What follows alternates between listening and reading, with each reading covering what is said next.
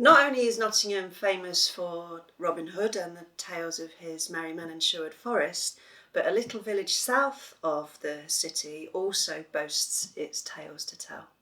The madmen of Gotham, or indeed the wise men of Gotham, were the Gotham villagers that got together around the time of King John to ensure that they were not subject to King John's new law of paying taxes.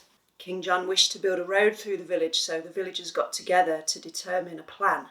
Now, at the time, madness was considered infectious, so their plan was indeed to present mad, so that King John, when he sent his men ahead to go and look at the village to deem whether it was suitable to build the road through, would somehow pass over the village. There's numerous tales that these villagers conducted and various little ditties and plays and performances that they performed so that King John did indeed pass over the village and deemed the whole village a village of fools. Can you tell me your favourite wise men tale? Probably Cheese Hill. And can you tell me what happens in that? This guy's going down to the market with his cheese, and one of the cheeses falls out of his bucket, and then it rolls down the hill. And then he thinks all of the cheeses just roll down the hill because they know where to go to the market. So he lets all of his cheeses go and they all roll down the hill. But then he gets to the market and realises none of the cheeses are there.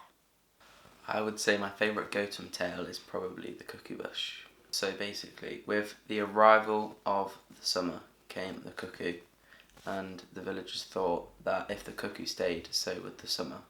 So they decided to attempt to trap the cuckoo.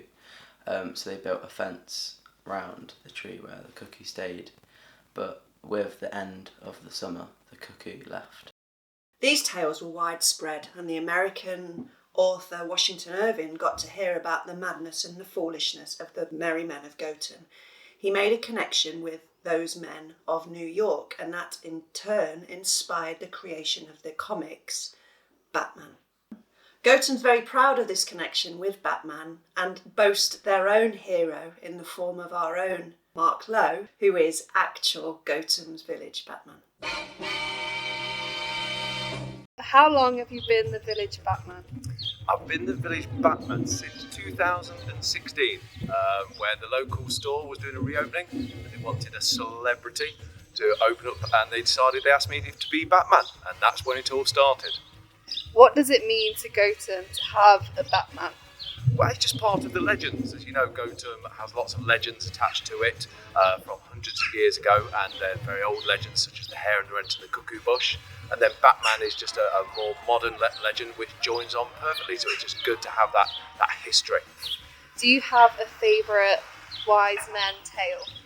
My favourite wise man tale is got to be Cuckoo Bush, of course, where the wise men or fools of Gotham loved the song of the cuckoo so much that they didn't want it to leave.